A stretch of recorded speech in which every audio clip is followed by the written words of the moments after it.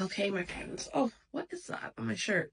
When I look down on it, I can't see it, but I can see it in the phone. Okay, so much to tell you. I have finally got my period. So I don't know when you'll be watching this, but I haven't had a period since November 27th, and it is currently January 25th. So what I think happened is I had two injections of Zoladex, the last being on November 22nd, and I think I started spotting, and it was like a day and a half of spotting, and I think that my body registered that as a period as opposed to like me having like a fully fledged 5 to 7 day period. And so I counted out the time, and I was like, okay, if my body thinks that it had a period, I'm usually 28 days, unless I'm messing with things with IVF meds, I'm usually 28 days. And that should have brought me to January 18th. Well, my period still wasn't here.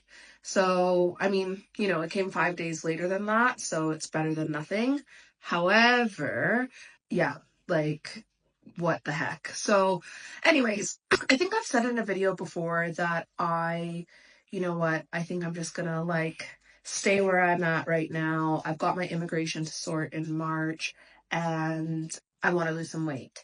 But now, knowing what we know with these embryos, I might have a chance to transfer some of them because they might not be viable. And I feel like just planning with my husband doing the varicocele embolization, my immigration, we might be able to buy ourselves a little bit of time. So I contacted my clinic when I started to spot, and it was like the first day of my period. I started spotting like just as I was going to bed, and I was like, I think I'm getting my period. And when I got up to go to the bathroom in the middle of the night, I had my period. So I felt confident to contact my clinic when I got up in the morning. I obviously spoke to my husband about it, and I said, what are your thoughts? And we've had a few things happen personally recently, and he also might not have as much overtime. So we're like, spending 7,000 pounds on a surgery right now, maybe we should hold off on. So spoke with my husband, contacted the clinic, and I said, look, this is what I want. And it's funny because 5 years into this now, at the beginning, I feel like I let doctors just tell me what was going on. But the more I go on this journey, as the years pass, I realize that actually they know the medicine, but they don't know my body, and they aren't taking all the variables into equation. Hence my husband's varicocele. Like, I told every medical professional that he has a varicocele. Nobody looked into it further. So I said to my coordinator, this is what I want. I said, one, I would like to proceed forward with the transfer. In light of the varicocele news and the DNA fragmentation news, I want to move forward in a very specific way. Number one, I want to transfer 2 embryos. Not because I'm trying to have twins, but I'm trying to figure out what the heck, what is the viability with these embryos, right? They're either going to work or they're not going to work. 2, I want to move forward with a transfer regardless of what my lining is at, because every time they've intervened to get my lining thinner, guess what happens by time transfer days? My lining is thick again.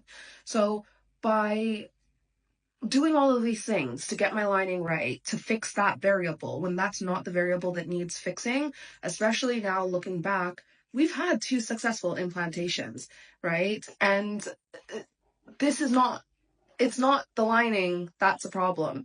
In my gut instinct and the data that I have, that's what I feel like. And what was number 3? Oh, it has to happen this month. And so we'll see what they come back and say to me on that. I don't know, they might want to say no to me, but I just don't understand. I don't understand why you would say no to me. I want to move forward with this, and I'm healthy enough to move forward with it. And yeah, it's just time. And so I think I'm moving into a transfer. We'll see what they say. They might push back on it. I don't know. But I haven't done a transfer since August, and we're now in January, end of January.